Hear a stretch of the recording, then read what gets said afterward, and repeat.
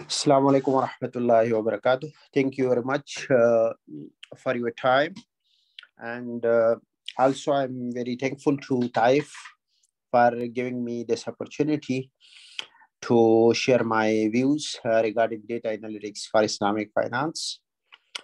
So, this is a very, you can say, a brief introduction, which already, I think, given by brothers. So I'm also trainer consultant at I till Malaysia, which IT company is also doing some research related to Islamic finance and also other related field. Of course, I'm academically active, so therefore I'm also publishing paper in different journals, and also a reviewer and managing editor for some journals. And my area of expertise is mainly in quantitative data analysis. And my area of interest is Islamic banking and finance, and also informal economy and capital market. So I mainly work on quantitative data, because whenever we are looking at you can look at the research people normally doing, they either do go for qualitative or quantitative. Okay, for two sessions, we have discussion. For example, first we will talk about overview of data analytics, and then what's the process, and we will also talk about data mining. And after that, we will be discussing different type of data analytics, and also discuss some software and also information regarding what's the opportunity we have in this regard.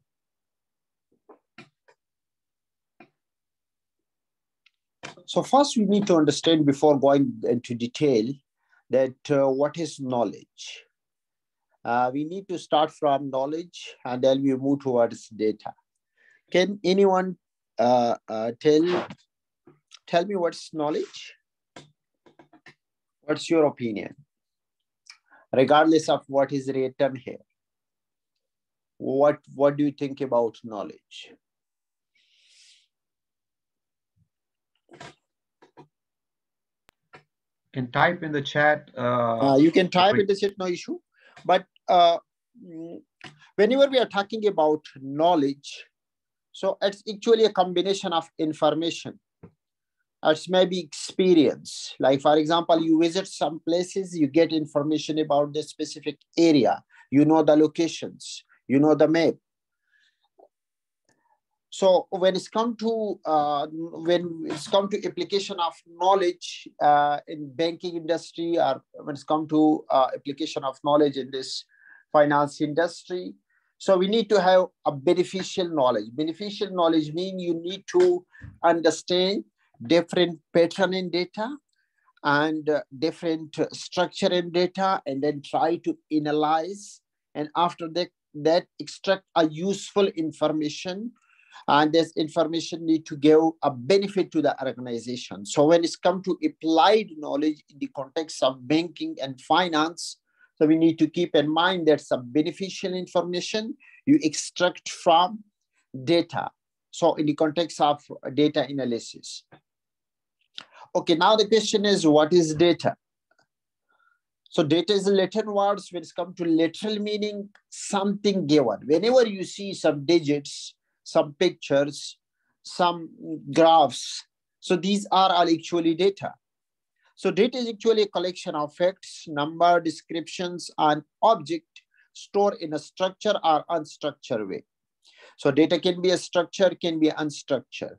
So unstructured data means, for example, in this specific case, there's a university. This university have 5,600 students. John ID is number one. He's 18-year-old and already hold a BSc degree. And then there's a David, who is number two.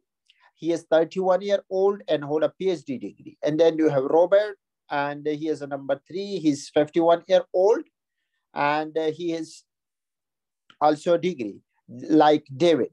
So you have this information, but of course, it's in the paragraph forms, it's unstructured. Now you need to know, for example, you want to investigate how many PhD are there and how many which kind of degree this university is offering, and what is the age of the students, and what's the how many like the university is focused on bachelor or master. If you look at this unstructured data, it's difficult to know. Now you need to convert this unstructured data or a raw data into a formal structured data. So first you need to have ID of students, and then you need to rank them as per their, for example, you can rank them according to their age, you can rank them according to their degree, you can rank them alphabetically, no issue. And then, okay, now after converting this unstructured data into a structured data, now you know that what's the average age of this university students, what's the maximum age, and what's the minimum age, and where is the concentration of this university. Like this university is focusing on master or PhD or bachelor. So looking this data, you know that the maximum age is 51.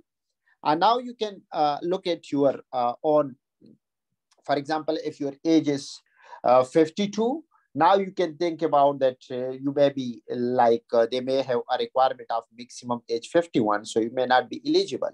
If your age is 17, you also need to look at, because this in this specific case, their age is, a minimum age is 18 now.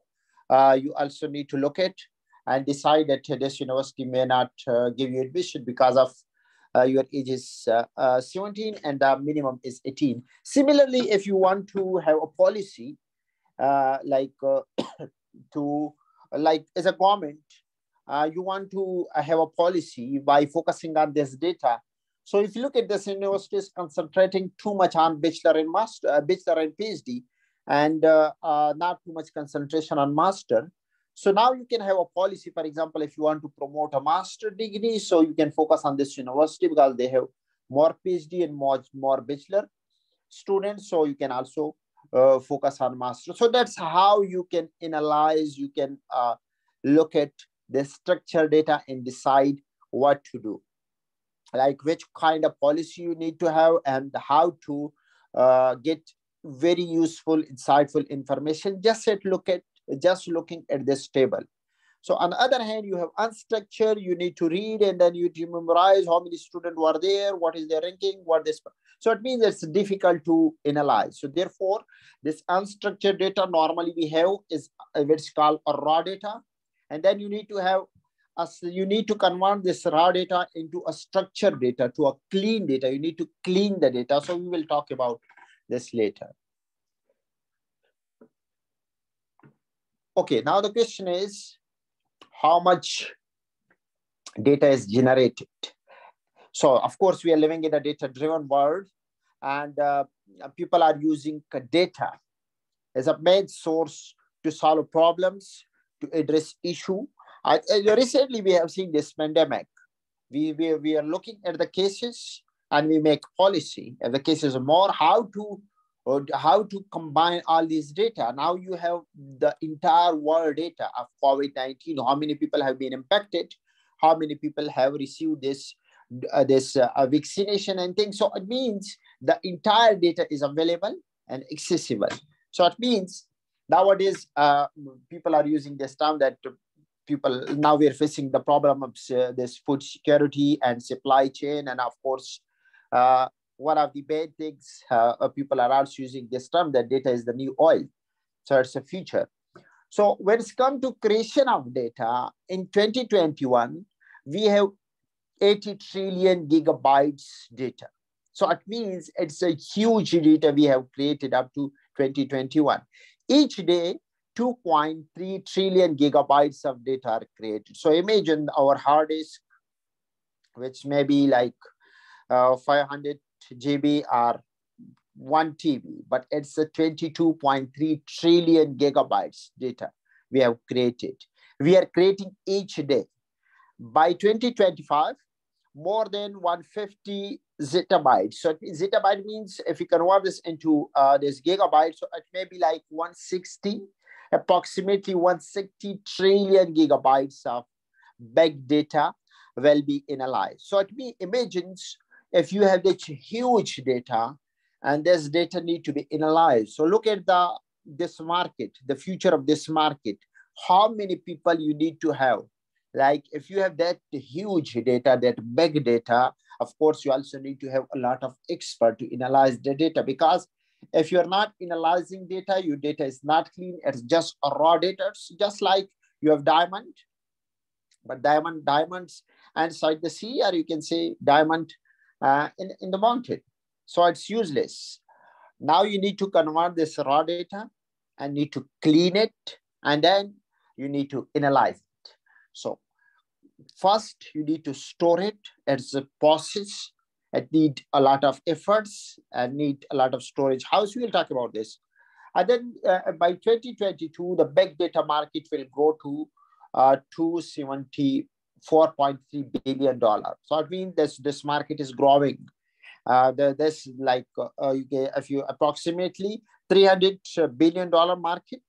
But of course, this market is growing very fast. If you look at the world, spend almost 1 million per minute on commodities. So it means in 1 hour, people are spending $60 million to buy goods and commodities and things on internet online. So it means we are moving from, you can say, this physical shop to a digital shop. So there is a big change happening. So when it's come to these social media and others, the data we have, the data we are creating, 30 billion pieces of content are shared on Facebook each month. 30 billions. So it means it's a huge amount of content people are sharing. And then you have 500 million tweets are sent per day. So it means it's a per day 5 million tweets people are sending. And then you have 5 billion video which are watched on YouTube every day. So every day, 5 billion video are watched. It's very, very huge. Now from here, you can detect the pattern, which kind of, in this 5 billion video, which kind of video people are watching and which age they have. And then you can detect many, many useful information to divert the society from one side to another. And roughly 4 billion emails are sent and received each day. And then you have 18.7 billion text message people are sending each day in the world.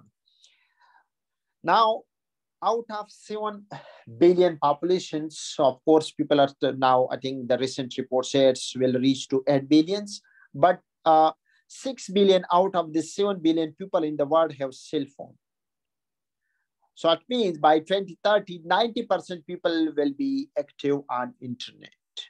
They will have access to internet. They will be online. 90% people. So 9 out of 10 having age 6 and above. But nowadays, even a child ages 3 years, 5 years, and 4 years, this child can know how to use mobile. So it means all this information give us a message. There is a big market, huge market, and there's a lot of things can be done and many revolutionary things can happen.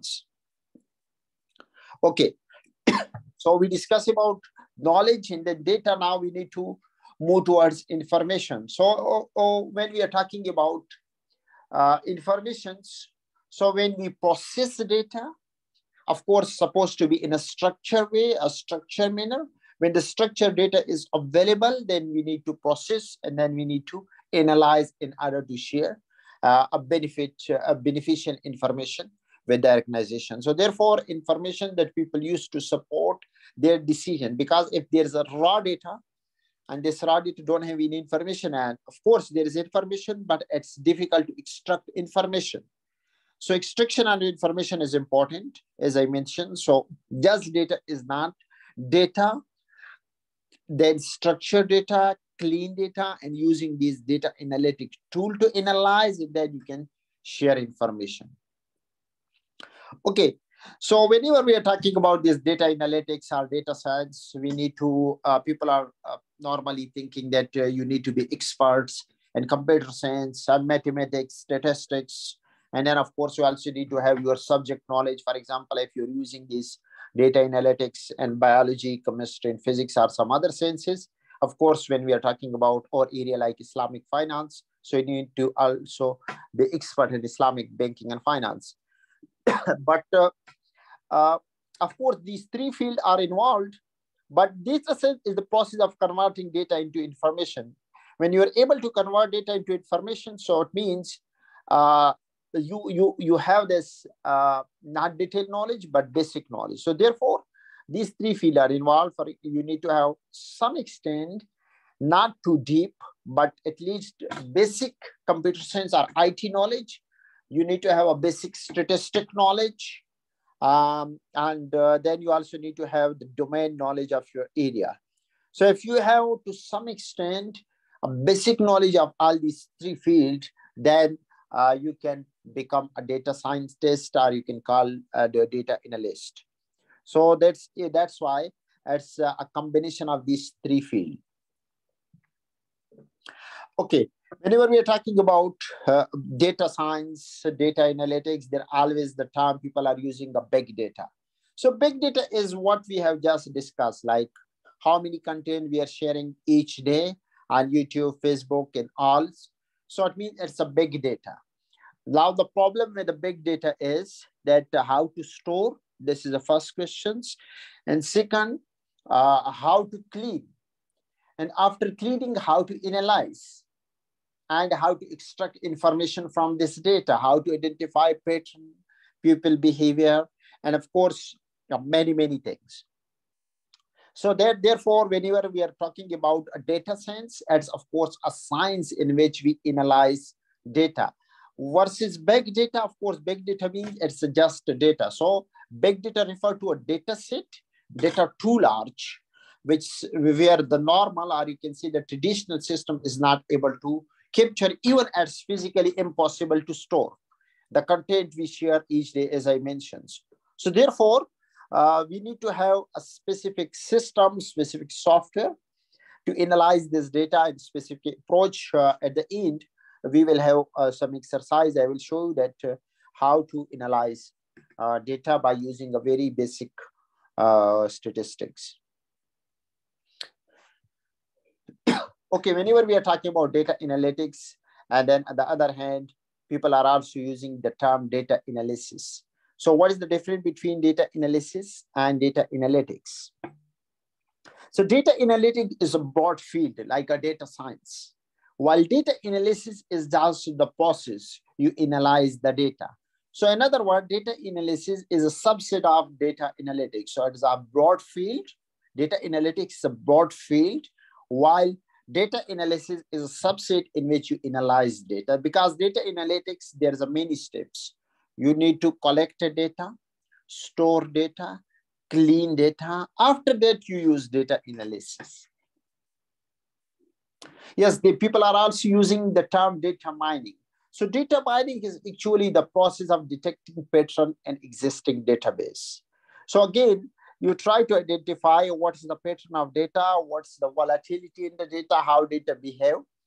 So this process is actually called data mining. So in other words, the data analysis is more or less the same, that you try to identify patterns, different structure in data. So of course, if it's a big data, you try to analyze. And in case of this data mining, you try to discover a new, non-obvious, previously unknown patterns and informations in the data. So that's why you need to have, of course, you have a big data. Now you need to have a tool through which you analyze this big data. And that's how you discover a new pattern in this big data. So the overall goal of data mining process is to extract information from a large data. Of course, whenever we are talking about data mining or data analysis, the objective is to extract information. So you're not able to extract information. So it means this data mining process is not beneficial. Therefore, you need to have a tool through which you analyze this big data and try to extract information from this data. Okay, this is the process which we discuss. Like first, you need to have you have a data maybe in a server, you have a data maybe in a storage, like a different storage houses.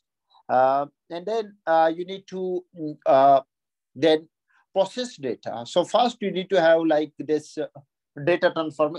For example, you have a bank statement, you have uh, annual report in which there is a bank balance sheet, and this balance sheet is consist of different entries, and you want to collect data of, let's suppose, 500 conventional, like let's suppose 50 conventional bank, 50 Islamic bank. You want to compare the profitability, their loan, their bank branches.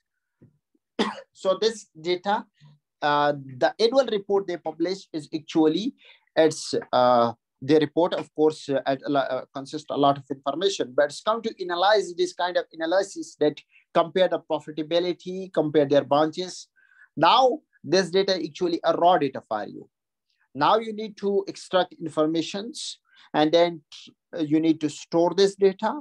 Now, before people are using like Excels, nowadays, if you have a very big data of, let's suppose, entire Islamic bank data and entire conventional banking data. So all banking data of the world, if you have the entire banking data, now, of course, a single software may not handle this. For example, at Excel, this simple software. Now you need to have advanced software, advanced tools, and now how to analyze, like how to compare profitability, how to look at bank branches, how to look at that when you increase bank loans, what will be impact on bank like profitability. So these kind of information you need. For that, you need to have these stages, like you need to store data, then you need to clean it, process it, and after that, you will be able to visualize, you will be able to give insightful information that this is the Islamic bank profitability compared to conventionals. This is the Islamic bank branches, and this is the Islamic bank, for example, loan. If you, for example, if you increase branches, loan will increase or not. If you increase loans, so what about branches? So it means many variables we have when it's come to banks. So now the focus need to be that how to store, how to process, and then how to analyze, how to give informations, how to give these comparisons. And for example, Islamic Bank is try to launch a new product. Okay, when they try to launch a new product, so what will be the impact of this product on the bank? Not only this one single Islamic giving, but also on entire industry. So this kind of informations and this kind of things is needed when it's the whole process of data collections, data cleaning, data storage, and data visualization is important. So like in this process, you need to have first, you need to collect data, for example, from Islamic Bank. You collect data from annual reports. This data, of course, is a raw data. Now you need to make it structured data or clean data. After cleaning it, then you have to visualize it. You need to use these different tools to analyze, to get insightful information, important informations. And we will do one or two examples. So the people are using these terms: ETL, extract, transform, and then load. So it means you extract data, you clean it, and then you transform into a useful information. So this is a process. First, you have sources of data from where you can collect data. For example, nowadays people are using Bloomberg, which have almost all financial institution data. And then from there, you collect data and then you try to clean it. Of course, it's a big data. You need to clean it. After cleaning, you need to analyze it by using these analytics tool. And after that, you can put into different contexts, different perspective, and you can give useful information to the organization, to the manager. So this is the process: collection of data and then managing data. Of course, these database are warehouses, and then storage. After that, performing these ETL, and then after this analyzing, you can share the useful information. So the first step in this case is to, okay, whenever you try to analyze data, before or even try to collect the data, first you need to set a goal. Setting a goal means that why you are collecting this data. What's the reasons? What's your objectives? What is the purpose?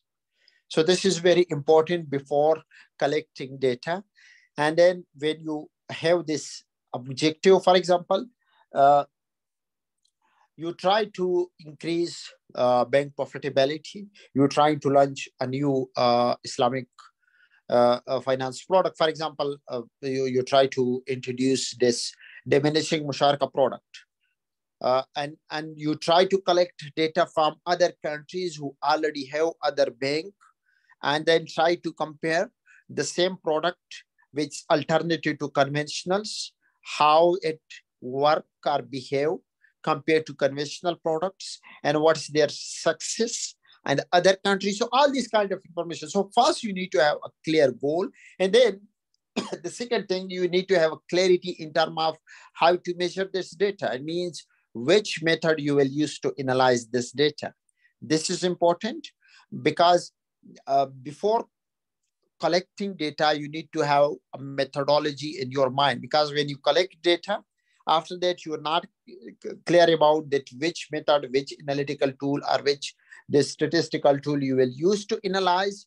So maybe then it will create problem, because you collected data. After that, you don't know which methodology you need to use. So it means you need to have this methodology, these methods, this analytical, the statistical tools already in your mind. So after that, you can start collecting data, and of course it will be a raw data, and then you need to clean this data, and after cleaning data, it will be available for using different analysis. For example, you can have a descriptive analysis where you may know what's the maximum number, minimum number, average number, what's the variations, what's the standard deviations, and other tools. And after that, you may go towards advanced tool, for example, regressions, correlations, and after that, you may go towards even adding more variable into the models and go a much and more deeper. Even you move towards like you use different advanced tools to analyze. Of course, it depends upon the very first things, which is which goal you have set at the very beginning. Okay, whenever we are talking about data analysis, the data analysis is actually divided into two parts. One is looking back, another is looking forward. So when it's come to looking back, we have a descriptive analysis. So this descriptive analysis will tell you what has happened in the past, and then you may use this diagnostic, that what was the reasons that this thing happens. For example, the Islamic bank's profitability is decreasing. Now the question is why it's decreasing. So now you can have this descriptive analysis from which you look at the past trend, and you can decide that what's the reason. For example, due to COVID, like what is the impact of this COVID? Like one person want to open, get a license of a new bank. He's, let's suppose, not this, you can say, this religious oriented, so he may open conventional bank or Islamic. Now the question is, he is thinking to either start open Islamic or conventional. Now he may look at that what is the impact of global financial crisis on Islamic bank and conventional bank. Similarly, this COVID-19, one is a health crisis, another is financial crisis. So now he can look at that how these Islamic banks and conventional bank are resilient to these crises. So that then in this case, he need to use this descriptive analysis, that what happened in past, and then of course also diagnostic, that why this happened. For example, this person has found that Islamic bank were more resilient to this global financial crisis, and also this COVID-19 or health crisis. Now the question is why Islamic bank were more resilient. So you can know, or you can try to get answer to these two questions. that how this event has impacted these both type of banks, and why, for example, Islamic bank are less impacted compared to conventional. So this kind of analysis you need to have this descriptive and diagnostic.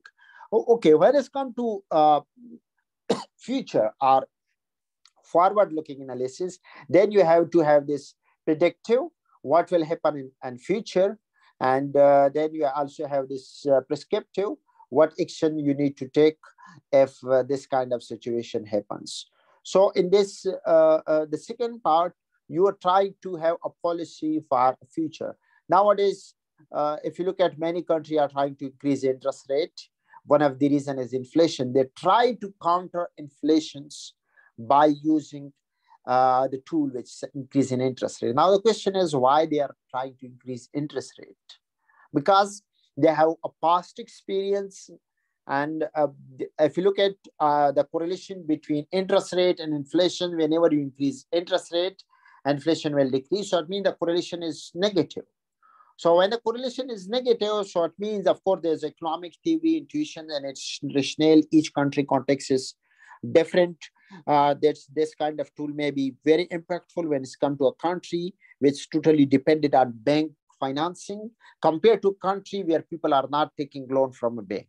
So of course, these things are need to be and considerations, but normally they use this policy to control the let's suppose in this example inflation rate. So it means this kind of policy can be put forward and can be analyzed by using these two tools.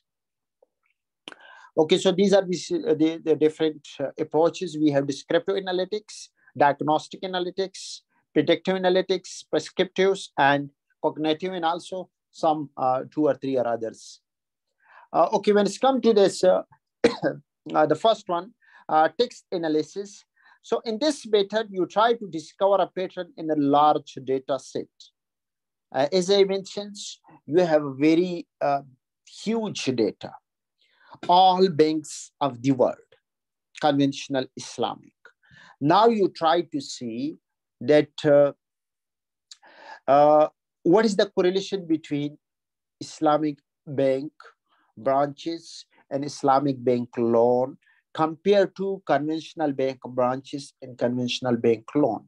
Let's suppose Islamic banks as well as conventional bank, both type of banks want to increase their branches, want to establish different branches in different cities. And now they also need to look at, before going towards establishing new branches, they need to look at the data that what is the correlation. If you increase branches, your loan will increase or not. What is the correlation between these two? But of course, you are not, you don't want to look at only 1, 2, 3 or your own country banks. You need to look at the entire world. So that's the advantage of big data analysis tools and big data, that you can look at the entire data and you can look at the pattern and you can look at the correlation. You can graph and you can have a scatter graph, for example. In this, you can look at what is the correlation. If you increase branches, bank loan will increase or not. Their correlation is positive or negative. So before, people were using sample, like collecting sample of 2 or 3 banks and they look at, but now you can have the entire data and you can analyze. So you can have this text analysis. We will have one example. We will also do this. And then you have this descriptive analysis or statistical analysis.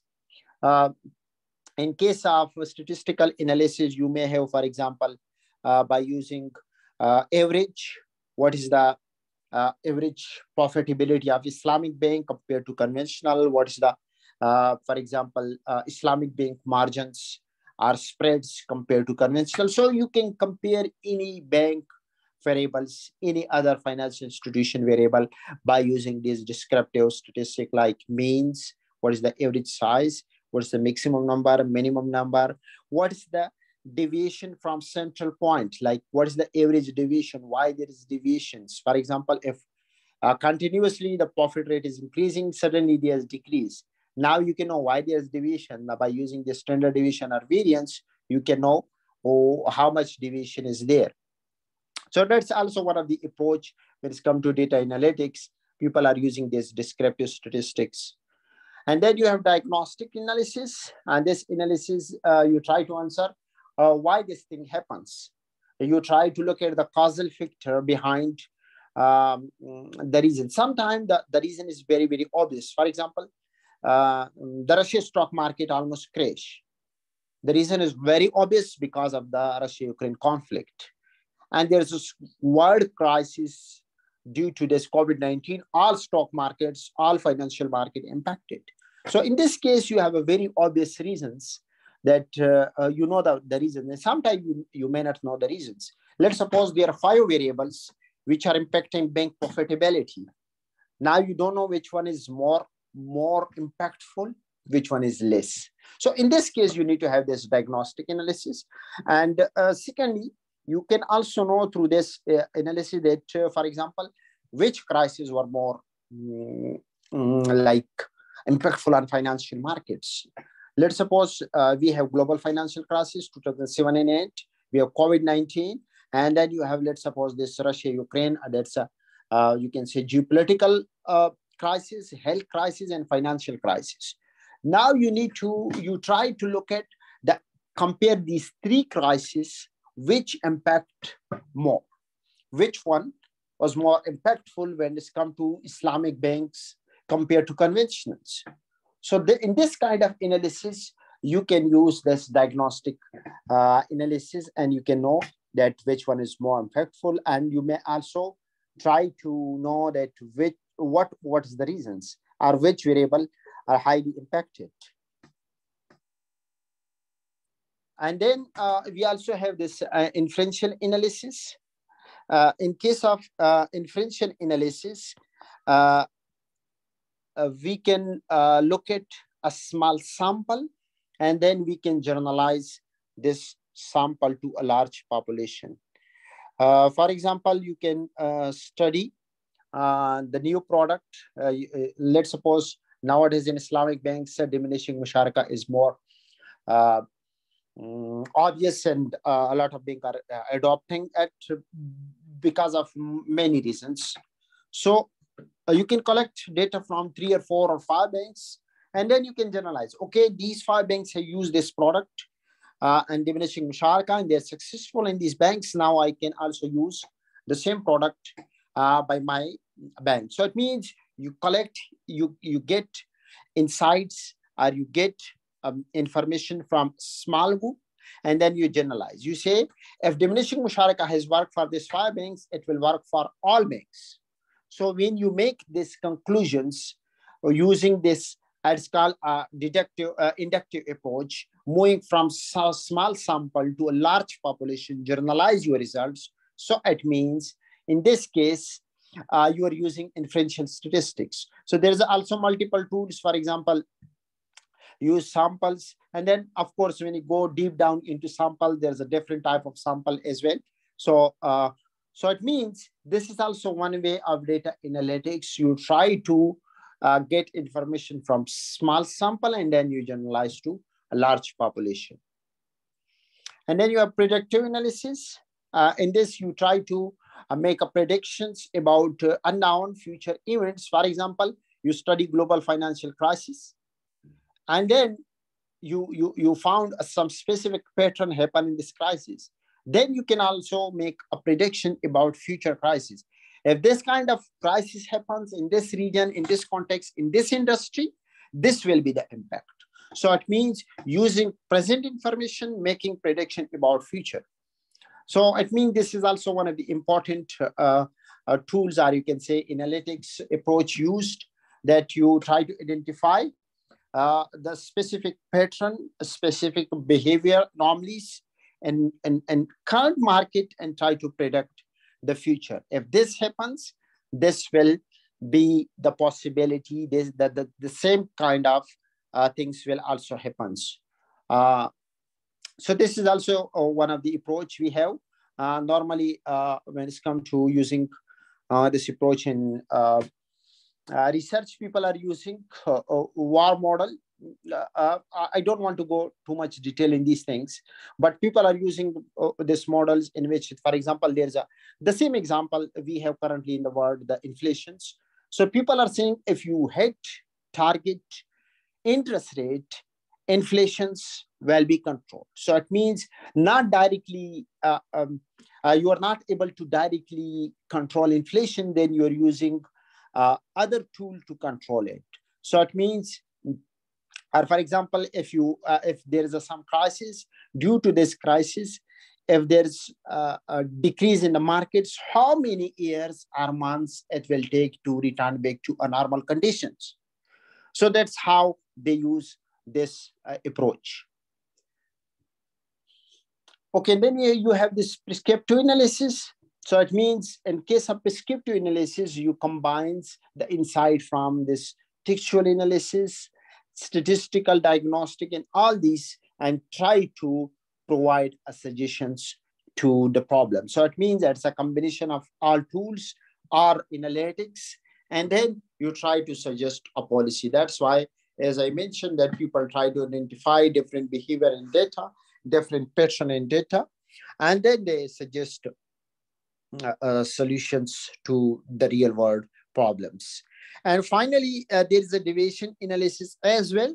In this deviation analysis, you try to identify these abnormalities. For example, let's suppose there's a bank have a customer, and one customer has average spending or his average withdraw, let's suppose per month is 3,000 UAE dirham, and suddenly you found that this person is withdrawing 30,000 or 40,000. So it means you found some abnormality, that why this person is withdrawing. Of course, maybe, for example, there's some specific occasions people are withdrawing too much. Let's suppose in case of Eid, in case of Chinese New Year's, in case of Ramazan's, Christmas, in these kind of festivals, people are withdrawing more. But in normal conditions, in normal situation, the person is withdrawing 3,000 and suddenly he withdrawn 30,000. Now you are suspicious. That's why this person has withdrawn. Now, if you have, let's suppose, 100,000 or 200,000 or even millions customer, no issue, you can detect this behavior by simply plotting the data. All plotting the data, you can find abnormalities, this outliers. So all his consumption or all his withdrawal will be close to 30, close to 3,000. And then, of course, you will find this outlier as well, that there is a 30,000.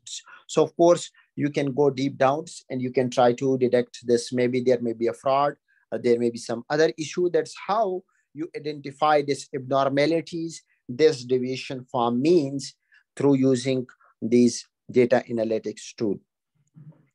Of course, when it's come to application of this data analytics, people are using this in fraud detections and try to prevent future issues. And of course, they're using this in risk management, try to look at the history of customers, and of course, the history of farms. And then they try to give them these numbers and all these process they normally do. So it means it's also used in risk management departments. And of course, customer data analysis, that, for example, if customer is moving from one bank to another, our customer is reducing, what's the reasons? You can identify by using these tools. And of course, for marketing and sales, people are using this data analytics, that if you are, for example, selling a product for example, conventional bank are providing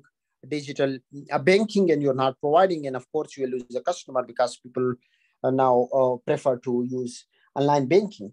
So that's how you can also use this. Of course, banks are using this artificial intelligence driven chatbots, and also a virtual assistant by using this approach, they can give answer to the very basics issue people are facing.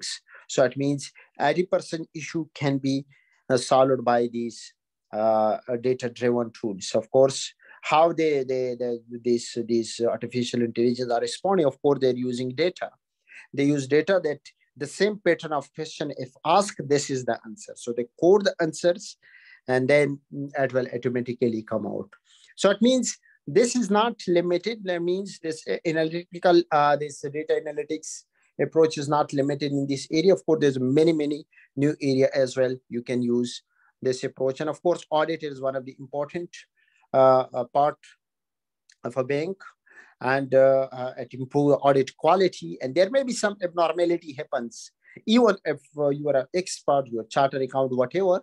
Still, you may not get this issue by if you're using you can say that these noun tools and noun rules. So therefore, you need to look at even before what they were doing. For example, if you have external audit or internal, they're using some samples, and from samples, if they found some issue in samples, so they will say, okay, there may be issue in journal also, or in the entire populations. But nowadays, you can have the entire bank data. The whole bank data, you can take it, you can analyze it, and you can find very easily by using these data analytics tool, these abnormalities that which kind of, for example, customer this bank have, how much loan they provided to which customer, and many other aspects. Okay, these are the mainstream software people are using when it comes to data analysis.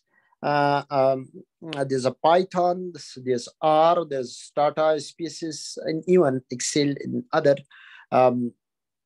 But I think software is not too much important because it's a programming language. What important is your objective and the nature of data. So, for example, if you try to analyze a panel data, that the more you can say suitable software people have is a starter. If you have a very small data, then you can take this Excel, and Excel may be useful. And SPSS people normally using for qualitative data, means a questionnaire type of data you have, then you can use SPSS. It's more suitable to that. And of course, R and Python are also normally it's more you can say computer science oriented, like people who are doing this programming and coding and things, they are using this too. But of course, for example, R nowadays people are using in banking and also financials. People who are doing research in finance and banking, they are also use R in even Python. And then you have this Tableau, they are used for this. You have a beautiful tables and graph and things. Okay, these are the skills which will be demanded by 2025. Yes, a high demand skill will be data science. As I mentioned, the market is $300 billion, but it's not limited. It's growing very fastly. So data science is at the top of the list, and you have artificial intelligence, and then you have digital marketing, process automation. So of course, all others. So it means data science is one of the leading, you can say, a field. It's growing field because, as I mentioned, that it's a combination of three sciences: statistics, computer science, and of course your domain knowledge. So therefore, if you're not expert, of course, it need not to be expert, and statistic need not to be expert in computer science, but you need to have a very basic knowledge. And also, of course, for example, if you have these softwares, you need not to be expert in all these. What you need to have, for example, depend upon, if your focus is on banking data, then you need to be good in Starter. If you are trying to analyze time series data, maybe you need to be a good in R. If you are trying to have this table in graph and things, maybe you may use this table. So it means it depends upon that which kind of data you are trying to analyze, trying to collect, and what's the objective, and which kind of pattern you try to identify in the data. So this is a growing field, important field, and in future is that in the future there will be need of a lot of data scientists. And this is all from mine when it's come to a theoretical discussion. So I will take questions.